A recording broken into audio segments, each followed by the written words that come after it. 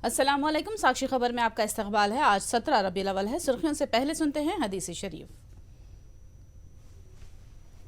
बिस्मिल्लाहिर्रहमानिर्रहीम। हज़रत अबू सईद ख़दरी रज़ी अल्लाह ताला अन्हु फरमाते हैं कि रसूलुल्लाह सल्लल्लाहु अलैहि वसल्लम शर्म व हया में पर्देदार कंवारी लड़की से बढ़कर थे। और अब सुर्खियां। ज्ञानवापी मामले में हिंदू फरीक की दरखास्त मुस्तरद। कोर्ट ने कहा शिवलिंग के साइंसी वजूद की जांच नहीं कराई जाएगी। मुनगुड़ ज़िमनी इंतखाबात के लिए पर्चे नामजदगी का अमल खत्म। 100 से जायद उम्मीदवारों ने दाखिल किए पर्चे। उपल में दोहरे कत्ल की वारदात। सुबह के अवलिन सातों में बाप और बेटे के कत्ल से सनसनी। विशाखापट्टनम हर एतबार से सदर मुकाम के लिए मौजू। कल विशाखा में विशाखा गर्जना वुज़रा और अवामी नुमाइंदों ने की शिरकत की appeal.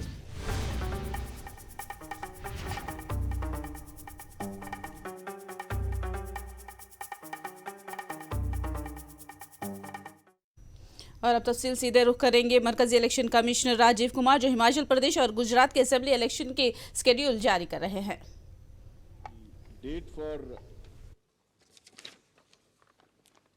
The Gazette notification would be 17th October. The election would be in one phase. Last date for nomination would be 25th October, that is Tuesday. Date for scrutiny would be 27th. Last date for withdrawal would be 29th. And date of poll 12th November. And date of counting 8th December. And the entire process is completed by 10th of December.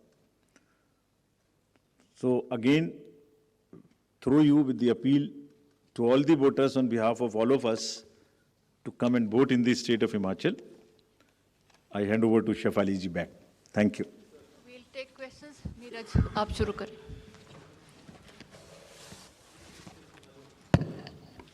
Mic दे दें यहाँ first row में।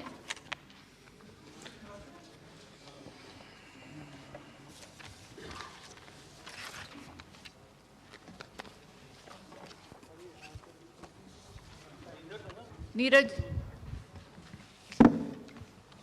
Hello hello जी sir, Neeraj हूँ news 18 India से, network 18 से। जी मेरा सवाल तो एक ही है, लेकिन उससे जुड़े कई क्लैरिफिकेशन चाहिए होंगे।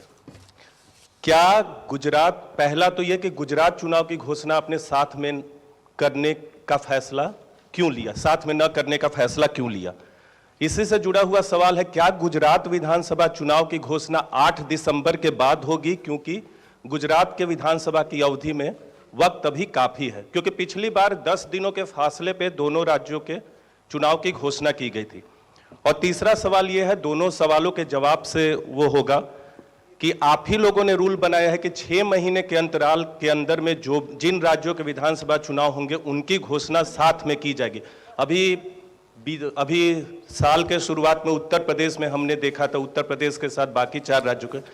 तो जो रूल चुनाव आयोग बनाता है, मैं ये तो नहीं कहूँगा कि उसका उल्लंघन कर रहे हैं, लेकिन उससे आप लोग पीछे हट रहे हैं, उसी को आप लोग रूल को बदल रहे हैं। तो ऐसा क्यों है, अलग अलग क्यों है? 6 महीना के अंदर 2 राज्यों के विधानसभा की अवधि खत्म होती है और आप लोग जो हैं अलग अलग चुनाव की घोषणा कर रहे हैं। एक साथ 3-4 क्वेश्चन ले लेते हैं जी, फाइन सर। एक और ले लेते हैं। हाँ, सर मेरा नाम रवि त्रिपाठी है, मैं जी न्यूज़ से हूँ। मेरा सवाल ये है कि पॉलिटिकल पार्टी ये सवाल उठा रही थी कि एक राज्य का चुनाव हो जाएगा और उसके नतीजे आने के बाद दूसरे राज्य का चुनाव तुरंत होगा, तो चुनाव प्रभावित माना जाएगा कि इसके रिजल्ट की वजह से उसका, ये इस तरह के सवाल उठते रहते हैं। तो आपने इस बात का ध्यान रखा था शायद पिछली बार इसी बात को ध्यान में रखते हुए दोनों के रिजल्ट 18 तारीख को किए गए थे। क्या इस बार इस बात को ध्यान में रखा गया है या नहीं आएगी? इस तरह की शिकायत आएगी तो उसका किस तरह से आप उसका मुकाबला करेंगे? प्रदीप, आप भी ले लें। सर मेरा नाम प्रदीप है, टोटल टीवी न्यूज़ से हूँ। और सवाल यही है सर, जिस तरीके से जो सब इंतज़ार कर रहे थे, जिस तरीके से चुनावी शेड्यूल का, गुजरात भी सबसे बड़ा चुनावी मुकाबला। सीधे रुख करेंगे मुनगुड़ असेंबली हल्के का, जहां पर इस वक्त उत्तम कुमार रेड्डी खिताब कर रहे हैं। माजी मंत्री प्रसाद गारू, प्रिय मित्रुडु, సంగారెడ్డి ఎమ్మెల్యే జగ్గారెడ్డి గారు, మాజీ జిల్లా పరిషత్ చైర్మన్ మాజీ దేవరకొండ ఎమ్మెల్యే బాలు నాయక్ గారు, రామ్మోహన్ రెడ్డి గారు, ఇక్కడికి విచ్చేసిన ఒక నిమిషం అండి, మునుగోడు అక్కలు చెల్లెళ్ళు, హలో, మునుగోడు అక్కలు చెల్లెళ్ళు, అన్నలు తమ్ముళ్ళు, మీ అందరికీ చేతులెత్తి దండం పెట్టి మీరు చరిత్ర సృష్టించబోతున్నారు. తెలంగాణ రాష్ట్రమే కాదు, యావత్ భారతదేశం మునుగోడు వైపు చూస్తున్నది.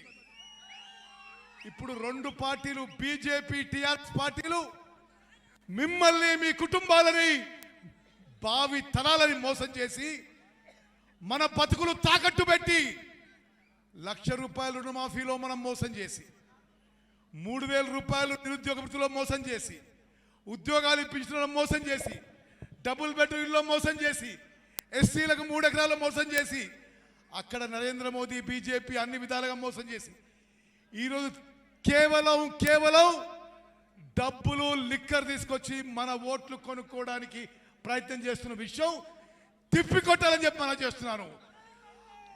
అన్నలు తమ్ముళ్ళు అక్కలు చెల్లెళ్ళు వీళ్ళు డబ్బుల సంచాలు తీసుకొస్తున్నారు, మద్యం బాటిల్ తీసుకొస్తున్నారు. ఎవరు మందు పోసినా తీసుకోండి, తాగండి, పైసలు తీసుకోండి, ఓటు మాత్రం కాంగ్రెస్ పార్టీకి వేయాలని చెప్పి విజ్ఞప్తి చేస్తున్నా.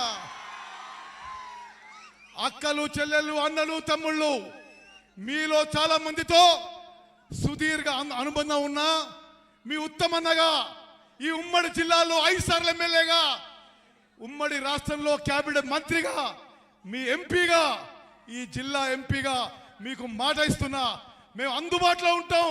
మునుగోడులో ఏ కార్యకర్తకు ఆపద వచ్చినా మీ ఉత్తమన్న మీ ఎమ్మడి ఉంటాడు. ఈరోజు ఈ మోసగాళ్ళకు బుద్ధి చెప్పండి. నిన్న ఒక కేటీఆర్ వచ్చి అంటాడు, మునుగోడులో గెలిపిస్తేనంట ఇప్పుడు దత్తత తీసుకుంటాడట. అసలు నవ్వాలా ఏడవాలా? తూని అమ్మ బతుకులు విలయి. 8 ఏళ్ల తర్వాత, 8.5 ఏళ్ల అధికారం తర్వాత ఇప్పుడు వచ్చి ఇప్పుడు గెలిపిస్తే దత్తత తీసుకుంటాడట, ఇప్పుడు రోడ్లు వేస్తాడట, ఇప్పుడు ఇల్లు కట్టిస్తాడట. అంటే ఇన్నేళ్లు టీఆర్ఎస్ పార్టీ ఏమీ చేయడానికి ఆయన చెప్పుకున్నాడు. నిన్న ఈ కేటీఆర్ మళ్ళీ ఎన్నికలతో అవుపడాడు, ఈ జగదీష్ రెడ్డి అవుపడాడు, ఇక ప్రభాకర్ రెడ్డి సంగతి మీకు తెలుసు. బీజేపీలో ఎవడో కేంద్ర మంత్రులు వస్తాడట. అసలు సిగ్గుండాలి కేంద్ర మంత్రులకు రావడానికి. ఎన్నడైనా మునుగోడుకు వచ్చిండ్రా? ఏమైనా చేసిండ్రా? ఈరోజు బీజేపీ నుంచి టీఆర్ఎస్ నుంచి మీకు ప్రచారం చేయడానికి వచ్చిన వాళ్ళు 8.5 ఏళ్ల పాటు మిమ్మల్ని మోసం చేసిన విషయం కూడా నేను మీకు మనవి చేస్తున్నాను. మునుగోడు గడ్డ కాంగ్రెస్ గడ్డ. ఇక్కడ అంత వీరోచిత పోరాటం చేసిన కాంగ్రెస్ కార్యకర్తలు, మనం ఒక కుటుంబ సభ్యులం.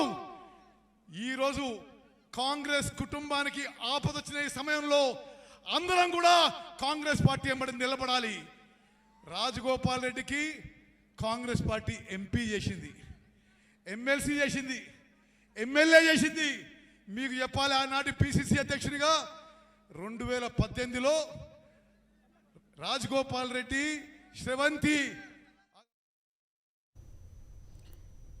मुनुगुडु में उत्तम कुमार रेड्डी ने खिताब किया। रुक करेंगे दीगर खबरों का। ज्ञानवापी मस्जिद केस में हिंदू फरीक को धक्का लगा है। वाराणसी कोर्ट ने ज्ञानवापी मस्जिद के कॉम्प्लेक्स में शिवलिंग की मौजूदगी के दावे की साइंटिफिक तहकीकात कराने से इनकार किया और कार्बन डेटिंग कराने के मुतालबे को मुस्तरद कर दिया। वाराणसी कोर्ट ने कहा कि मस्जिद के इहाते में कार्बन डेटिंग जैसा सर्वे कराना सुप्रीम कोर्ट के हुक्म की खिलाफ वर्जी है, क्योंकि अदालत ने इस मस्जिद के हिस्से को मोहरबंद करने का हुक्म दिया था। एक निचली अदालत के हुक्म पर ज्ञानवापी मस्जिद के इहाते में कराए गए वीडियो सर्वे में शिवलिंग की मौजूदगी का दावा किया गया था, जबकि दूसरी जानिब मुस्लिम फरीक ने इसे फव्वारा करार दिया था।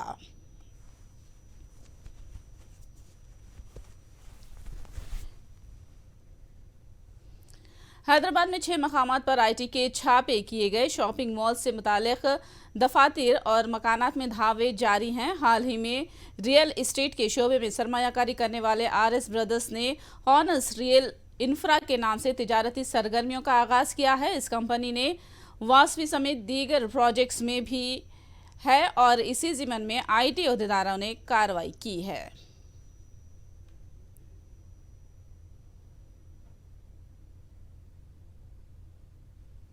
हैदराबाद के उपल पीएस के हुदूद में हनमसाई नगर में बाप और बेटे का कत्ल कर दिया गया। सुबह 5:30 बजे नकाबजन नामालूम अफराद ने दोनों पर जानलेवा हमला कर दिया। पहले नरसिम्हा शर्मा पर हमला किया गया। उन्हें बचाने के लिए जाने वाले श्रीनिवास का भी हमलावरों ने कत्ल कर दिया। बताया जाता है कि मलेशिया में सॉफ्टवेयर इंजीनियरिंग की मुलाजिमत करने वाला श्रीनिवास हाल ही में हिंदुस्तान आया था। पुलिस ने जाए वारदात का दौरा करके केस दर्ज करके जांच का आगाज कर दिया है।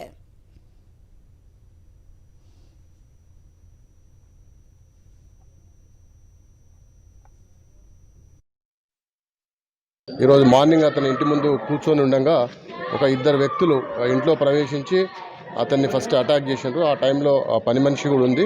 ఆ పని మనిషిని బెదిరించి అతన్ని డెడ్లీ వెపన్స్ తోటి అటాక్ చేసిండ్రు. అటాక్ చేసిన వెంటనే వాళ్ళ మీద ఉన్న వాళ్ళ సన్ శ్రీనివాస్ కిందికి వస్తే అతన్ని కూడా అటాక్ చేయడం జరిగింది. ఇద్దరు కూడా స్పాట్లో చనిపోయారు. యాక్చువల్గా వాళ్ళ వేరే ఇంకో సన్ తోటి మేము కంప్లైంట్ తీసుకొని ఈ కేసు రిజిస్టర్ చేసి దర్యాప్తు చేస్తున్నాం. ఆల్రెడీ క్లూస్ టీమ్ ఇక్కడికి విజిట్ చేసింది, డాగ్ స్క్వాడ్ కూడా విజిట్ చేసింది. అన్ని యాంగిల్లో మేము సీసీటీవీ ఫుటేజెస్ వెరిఫై చేస్తున్నాం. దీంట్లో వాళ్ళకు ప్రాపర్టీ ఇష్యూస్ ఉన్నాయి, వాళ్ళ ఫ్యామిలీ మెంబర్స్ తోటి ఇందులో సస్పెక్ట్ చేస్తున్నారు. అన్ని కోణాలలో దర్యాప్తు చేసి గతంలో జరిగింది ఇంకా మా దృష్టికి రాలేదు, వెరిఫై చేయాలి. అంటే సెకండ్ సన్ ఇక్కడే ఉంటాడు, హైదరాబాద్లో ఉంటాడు. వెరిఫై చేస్తున్నాం. विशाखा का सदर मुकाम बनना शुमाली आंध्रा के अवाम का हक है। रियासती वजीर गुड़ीवाड़ा अमरनाथ ने ये बात कही। उन्होंने कहा कि विशाखापट्टनम सदर मुकाम बनाने के लिए हर लिहाज से मौजू हैं। उन्होंने कहा कि मुस्तकबिल की खातिर ही विशाखा गर्जना का इनेकाद किया जा रहा है। उन्होंने अवाम को गर्जना में कसीर तादाद में शरीक होने की अपील की है। స్వతంత్రం వచ్చి 75 సంవత్సరాలు పూర్తయినటువంటి తరుణంలో ఈరోజు మన ప్రాంతానికి, ఉత్తరాంధ్ర ప్రాంతానికి, ముఖ్యంగా విశాఖపట్నం ప్రాంతానికి గుర్తింపు వస్తున్నటువంటి తరుణంలో, అవకాశం వచ్చినటువంటి తరుణంలో ఇప్పటికన్నా గొంతెత్తకపోతే, ఇప్పటికన్నా రోడ్ ఎక్కకపోతే, ఇప్పటికన్నా మన ప్రజల తాలూకు ఆకాంక్షని బయట ప్రపంచానికి తెలియజేయకపోతే మన భావితరాలకి మనం మోసం చేసిన వాళ్ళని అవుతాం అన్నటువంటి విషయాన్ని మనం గుర్తుపెట్టుకోవాలని చెప్పి సందర్భంగా కోరుతా ఉన్నాం. రేపు చేస్తున్నటువంటి పోరాటం, రేపు మొదలవుతున్నటువంటి పోరాటం ఈ వేదిక మీద ఉన్నటువంటి జాయింట్ యాక్షన్ కమిటీకో లేదా ఈ ప్రాంతంలో ఉన్నటువంటి ప్రజానికో కాదు, ఈ ప్రాంతంలో రాబోయేటువంటి తరాల కోసం చేస్తున్నటువంటి పోరాటం. ఇది ఈ ప్రాంతం కోసం, ఉత్తరాంధ్ర ప్రాంతం కోసమో కాదు, ఆంధ్ర రాష్ట్ర భవిష్యత్తు కోసం చేస్తున్నటువంటి పోరాటం అన్నటువంటి విషయాన్ని కూడా ఈ సందర్భంగా తెలియజేస్తా ఉన్నాం. मशरक़ी गोदावरी में 3 सुदूर मुकाम की तायद में और अमरावती यात्रा के खिलाफ एहतजाज जारी है। मुकामी लोगों ने मशरक़ी गोदावरी में दूसरे दिन भी एहतजाज जारी रखते हुए अमरावती यात्रा को चंद्रबाबू नायडू का ड्रामा करार दिया और 3 सुदूर मुकाम की तश्कील को रियासत की गैर मरकूज तरक्की के लिए जरूरी करार दिया। లేదండి, అది రైతుల యాత్ర కానే కాదు. ఇది కేవలం తెలుగుదేశం పార్టీ ఈవేళ ప్రజల్లోకి రావడానికి చేసే ఒక కుయ్యత్తు. చంద్రబాబు ఆడించే ఇది ఒక పెద్ద నాటకం. ఇది అందరికీ, ప్రజలందరికీ, ఈ రాష్ట్ర ప్రజలందరూ కూడా గమనిస్తూ ఉన్నారు. ఏదైతే ఈవేళ ఈ రోజు వరకు 3 సంవత్సరాల వరకు తెలుగుదేశం పార్టీ రోడ్డు మీద వచ్చి ఏ సమస్య మీద స్పందించని పరిస్థితి. కేవలం ఈ రైతుల పాదయాత్రను అడ్డుపెట్టుకొని అమరావతి రాజధానిగా కావాలని వాళ్ళు కోరుకొని ఈ రోజున ప్రజల్లోకి రావాలని ఒక ప్రయత్నం తప్ప ఇదేదో అమరావతి మీద ప్రేమ కాదు, అక్కడ ఉన్న నిజమైన రైతుల మీద ప్రేమ కాదు. ఇవాళ మనం మద్రాసు अनंतपुर में सैलाब के पानी की शिद्दत में बतदरीज इजाफा हो रहा है, जिसके बाद पुलिस ने राहत कार्य में तेजी लाई है। अनंतपुर के रजाक नगर और योजना कॉलोनियों में किए राहत के कामों की एसपी फकीरप्पा ने खुद निगरानी की। खुसूसी बोट के जरिए सैलाब मुतासरीन को बचा लिया गया। फकीरप्पा ने कहा कि हालात काबू में हैं। सैलाब ज़दा इलाकों से अवाम का इनखला करके उन्हें महफूज मकामात पर मुंतकिल किया गया।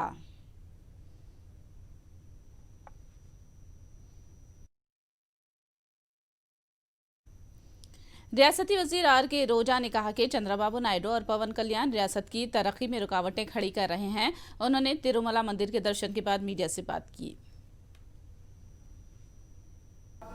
రాయలసీమ గడ్డ మీద పుట్టి రాయలసీమకి 3 రాజధానుల్లో ఒక రాజధాని అయిన న్యాయ రాజధాని వస్తుంటే సంతోషపడాల్సింది పోయి ఈ రోజు తన బినామీల పేరు మీద తన పేరు మీద ఉన్న ఆస్తులు రియల్ ఎస్టేట్ల కోసం అమరావతిలోనే కట్టాలి అని చెప్పి నీచ రాజకీయం చేస్తున్న చంద్రబాబు నాయుడు ఖచ్చితంగా చరిత్రలో చరిత్రహీనుడిగా నిలిచిపోతాడని ఈ సందర్భంగా తెలియజేసుకుంటున్నాను।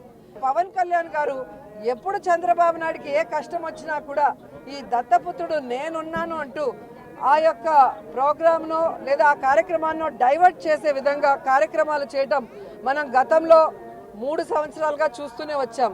ఈ రోజు కూడా మీరు చూస్తే రేపు అక్కడ గర్జన జరుగుతుందని తెలిసి ఈ రోజు ఆయన 3 రోజుల ప్రోగ్రాం అక్కడ పెట్టుకొని దాన్ని డిస్టర్బ్ చేసి మీడియా ద్వారా తన పిచ్చి మాటలతో డైవర్ట్ చేయాలన్న ప్రయత్నం చేస్తున్నారు। ఇది సెంటిమెంట్, ఇది ఎవరు వచ్చి డైవర్ట్ చేస్తే డైవర్ట్ అయ్యే విషయం కాదు। कृष्णा नदी पर केबल ब्रिज की तामीर के लिए मरकजी हुकूमत ने मंजूरी दे दी है। इस पुल की तामीर के लिए 1082 करोड़ 56 लाख रुपए खर्च किए जाएंगे और 30 महीनों में पुल तामीर किया जाएगा। तेलंगाना में सोमेश्वरम और एपी में संगमेश्वरम के दरमियान पुल तामीर किया जाएगा।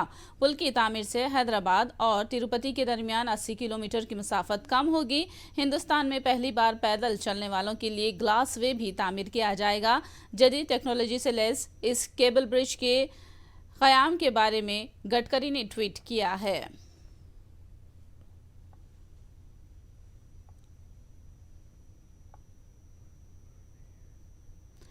हिजाब के ताल्लुक से कर्नाटक हाईकोर्ट ने गलत राय अख्तियार की और अदालत ने कुरानी आयत की गलत तर्जुमानी की। ये रद्द-ए-अमल असदुद्दीन अवैसी ने हिजाब केस में सुप्रीम कोर्ट के मुनक़सिम फैसले पर दिया। एक सुप्रीम कोर्ट के जज का जजमेंट हिजाब के फेवर में आया है और जो हाई कोर्ट का जजमेंट था मेरी राय में it was bad in law, bad in terms of it contents और it had misuse Quranic commentaries and translation. This has serious ramification, should not have been allowed. ये जो कर्नाटका की मुस्लिम लड़कियां हिजाब पहन रही हैं इसलिए पहन रही हैं क्योंकि कुरान में अल्लाह सुब्हानहू व तआला ने उनको ये कहा है, हुक्म दिया है और वो इसलिए पहन रही हैं कि कुरान में अल्लाह ने कहा है। तो बीजेपी ने गैर जरूरी तौर पर इसको एक मसला बनाया, इसको बैन किया और खामखा एक रक्कस क्रिएट किया गया है। तो ये मेरी इनिशियल राय है। इसीलिए मैंने कहा है कि जो हाई कोर्ट का जजमेंट था वो it was bad in law और उसके कंटेंट में भी वो खराब था और उन्होंने गलत कुरानिक कमेंट्रीज एंड ट्रांसलेशन को इस्तेमाल किया। अब कुरान की एक आयत है ला यखरा फिद्दीन के दीन में कोई जोर जबरदस्ती नहीं है, वो हिजाब के लिए इस्तेमाल नहीं हुई थी, वो रिलीजन के एक्सेप्टेंस में इस्तेमाल हुई थी। उलमा इकराम ने कहा तो आपने उसको हिजाब पे डाल दिया। तो इसीलिए हमने कह रहे हैं कि वो गलत था, वो ऑनरेबल जजेस ने वो गलत मिसयूज किया बल्कि कुरानिक कमेंट्रीज और ट्रांसलेशन को। और उस जजमेंट में ये कहा गया कि स्कूल एक प्रिजन है, स्कूल एक मिलिट्री कैंप है, कैसा होगा बताइए। मोहम्मद मागरे ने जम्मू कश्मीर के चीफ जस्टिस की हैसियत से ओहदे व राजदारी का हलफ ले लिया। Lieutenant governor doctor Manoj Sinha ने मोहम्मद मागरे को हलफ दिलाया। जम्मू कश्मीर के लिए मुकामी इस शख्स को चीफ जस्टिस मुकर्रर करने का खैर मकदम किया जा रहा है। श्रीनगर में मुनक़िदा हलफ बर्दारी तकरीब में साबिक़ चीफ जस्टिस और मुअज़्ज़िज़ीन ने शिरकत की। I, Justice Ali Muhammad Magre, having been appointed Chief Justice of the High Court of Union Territory of Jammu and Kashmir and Ladakh, do swear in the name of God that I will bear true faith and allegiance to the Constitution of India as by law established, that I will uphold the sovereignty and integrity of India, that I will duly and faithfully, to the best of my knowledge, ability and judgment, perform the duties of my office without fear or favor, affection or ill will, that I will uphold the Constitution and the laws. आखिर में सुर्खियां एक बार फिर। ज्ञानवापी मामले में हिंदू फरीक की दरखास्त मुस्तरद। Court ने कहा शिवलिंग के साइंसी वजूद की जांच नहीं कराई जाएगी। मुनगुडु ज़िमनी इंतखाबात के लिए पर्चे नामजदगी का अमल खत्म। 100 से ज्यादा उम्मीदवारों ने दाखिल किए पर्चे। उपल में दोहरे कत्ल की वारदात। सुबह के अवलिन सातों में बाप और बेटे के कत्ल से सनसनी।